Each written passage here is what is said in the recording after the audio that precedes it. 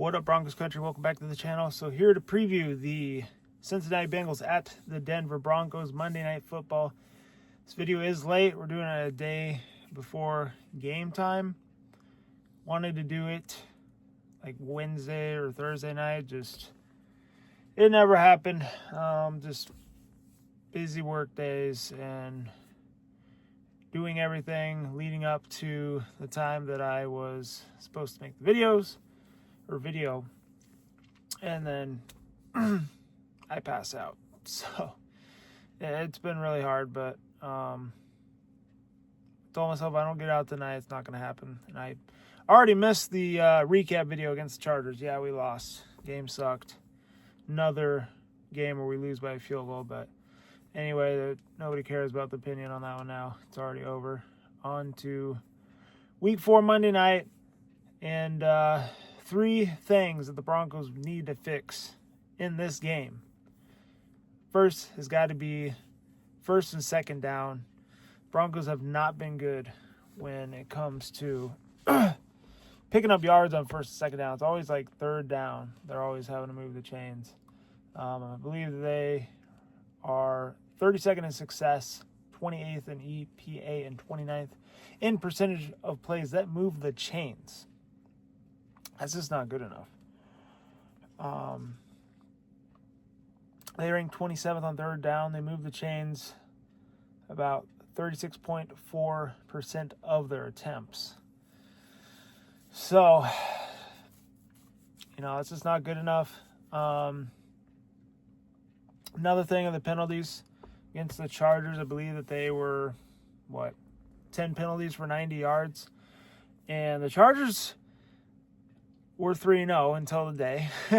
Lost to the Giants. Thank you, Giants, very much, actually. But,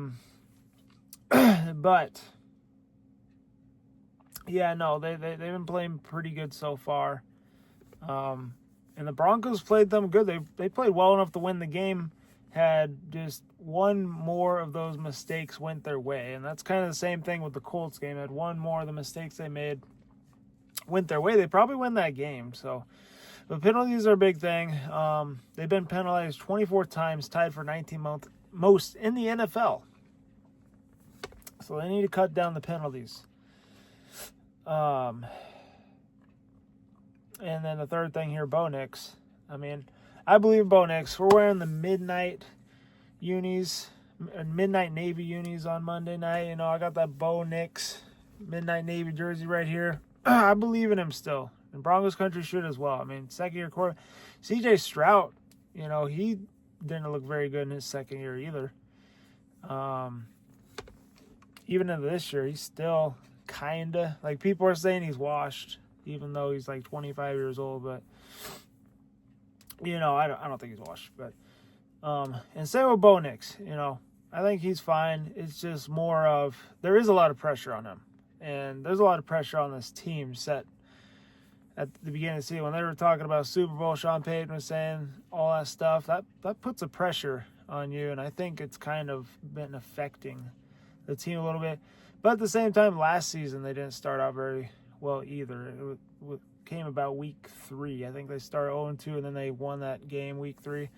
So they're starting out about the same as last year, 1-3 or 1-2. My bad. They last year they were 0-2. They won one. They went 1-2. That's when they went to Tampa. This year, same thing. They're 1-2 right now.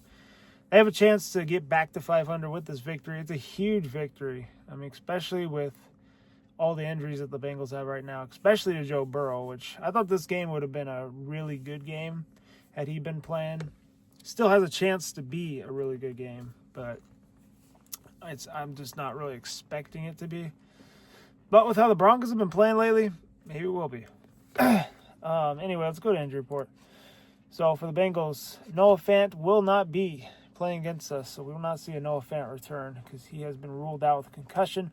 Samaje Perine, he is full participant. He will be returning, former Bronco there. Mainly a Bengal, though. Dalton Reisner, he will be playing, so we'll see him as well. Shamar Stewart out, and then Cam Taylor-Britt was full. Broncos, Nate Atkins, Nick Bonito, Evan Ingram, John Franklin Myers, and Alex Singleton, all full participants. But Marvin Mims, on the last day of practice, popped up on the injury report Saturday. So if I made this video before, probably would have had the type on the community post that this had happened. But yeah, he ended up on the injury report as a limited participant with a hip injury, so he is questionable for this one. I honestly think we'll see him out there. But yeah, I'd be shocked if he doesn't play. I mean, we'll definitely keep an eye on it, but that's that. Let's look at the Bengals depth chart. So yeah, Jake Browning will be the starter. They have Brett Rippon, another former Broncos. We got a couple former Broncos over there. Chase Brown's their starting running back. Jamar Chase, that's another tough matchup. Him and PS2 going to be going at it. That will be a good matchup to watch. T. Higgins. Oh, man, T. Higgins, he had a really good game against us last year. He was cooking Riley Moss. Hopefully Riley Moss can get a revenge game and play a little bit better against them this time. So I'm definitely going to be interested in seeing how that goes. For starting tight end, looks like Drew Sample will be slotted into that tight end 1 spot with Mike Gesicki as the tight end 2. Pretty sure Mike Gesicki, last time we played him, actually had a good game against us. I might be wrong. I might be thinking of somebody else, but watch out for that guy. Orlando Brown Jr., I'm looking at their O-line, Dalton Reisner. Okay, so their O-lines, I mean, I feel like a lot of people would say their O-line's not very good, but I expect Dalton Reisner to have a good game because he's playing against his former team. So yeah, we'll see how our defense does against their O-line. Their defense, Trey Hendrickson, you always got to watch out for him. He can wreck a game, so we're going to have to make sure we're doing well against him. The rest of the guys on their defense, though, a lot of guys I've never really heard of.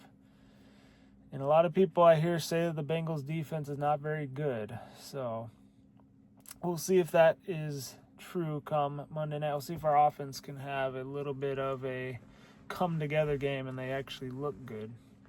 And then special teams, they still got Evan McPherson. I think he's a pretty good kicker. So anyway, 3 keys to how the Broncos can win this game. Number 1, they just got to find their identity. I mean, against the Titans, yeah, week 1, I was like, whatever, is what it is.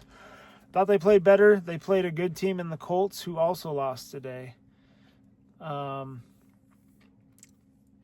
And I really thought the Broncos were going to win that game. I had picked them in the preseason to win that game. But unfortunately, a leverage call cost them the win in that one, as gave the Colts another chance to kick the game-winning field goal, and they nailed it.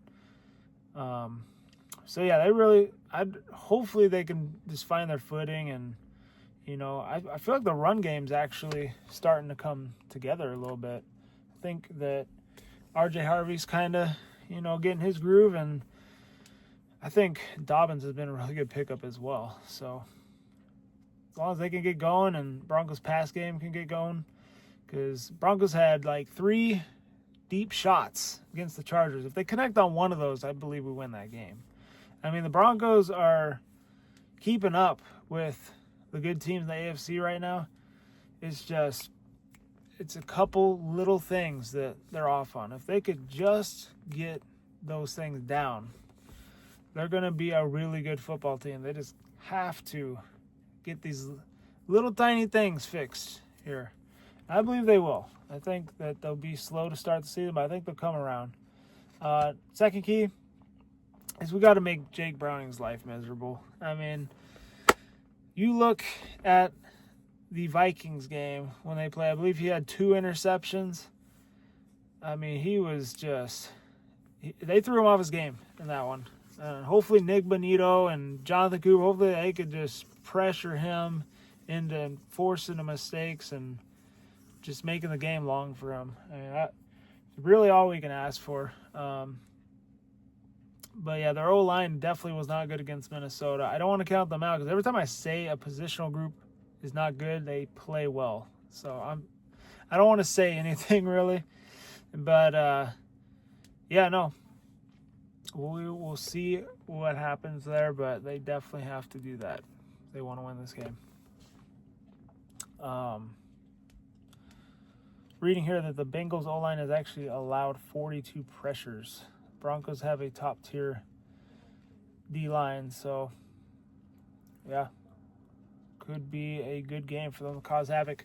And then number 3, kind of like what I was mentioning earlier, is avoid the penalties. Avoid the penalties, and towards the end of the game, they got to finish. They're not finishing at the end of the game. I looked at a stat. The Broncos in the fourth quarter this season have finished games trailing in the fourth quarter 0 minutes and 0 seconds. You know why? They lead the whole fourth quarter, and then the opposing team kicks a field goal to win when there's zeros on the clock. So, and they have a 1-2 record. So they do all that. They could definitely win this game, and I hope that they're like, okay, it's time to go. We're tired of what's going on now. Let's blow this team out. I hope that's what happens. I really don't want to go through another close game. But how the season is going, I just can't, feel like we're going to blow this team out the water. It's just, it's probably going to be another one of those close ones. But prediction time, I got to make a prediction here. So I am going to take the Broncos to win this game. Not because they need it. And yes, it's probably a must win. As crazy that is sounding, but I picked them to win this game in the preseason because I felt that we needed to get revenge on the Bengals for that game we lost last season. We played them really well last year, and I felt like we could have won that one as well. So they got to get back here, and I definitely think they'll win. I'm going to go 24-20. We're going to go with that.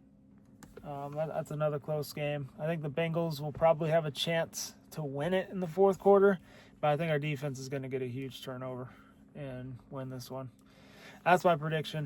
Real quick, before we wrap it up, I always like to talk about some interesting articles that I see, and we're just going to talk about this one. There's 3 jaw-dropping trades the Broncos try to pull off in 2025 to make themselves Super Bowl contenders. Let me know what your guys' thoughts of these are in the comments down below. Number 1 is Courtland Sutton and a draft pick for Marvin Harrison Jr. Not sure if I like that one. Marvin Harrison Jr. had a really rough game against Seattle the other day. Until the end, he actually started to come along. But I don't know if I'd want to trade Courtland Sutton for him. I mean, Courtland Sutton has the best chemistry with Bo Nix, and then you'd have to restart his chemistry with someone all over again. So, I think Marvin Harrison Jr. is a beast. It's just, don't know if I would want to do that for Courtland Sutton. I mean, to get him as a number 2 to play alongside Courtland, now that's a different story. That'd be pretty nice. Another one, throw a late round pick to the Giants for Bobby Okereke. I don't know if I said that right. But yeah, if he's a middle linebacker, we definitely need that. Especially with Dre Greenlaw not ever being healthy. So that'd be nice. And the last one is steal Aaron Brewer from the Miami Dolphins. I feel like that guy was a former Bronco before. Anyway, it says Aaron Brewer ranks 5th among all interior O-linemen. So they're talking interior O-linemen here. Do we need interior O-linemen? I guess they're saying Luke Wattenberg is the worst starter on the O-line. They want to get a center. But yeah, anyway, let me know what you guys think about that. Let me know what you guys think about the prediction. And do you guys think the Broncos can pull off this win? Anyway, hope y'all enjoyed the video. Hit the like button, subscribe if you're new on that. Stay safe, be good. See you guys after the game with a recap. Go Broncos. Primetime, baby. Under the lights with the Navy Blues. Let's go.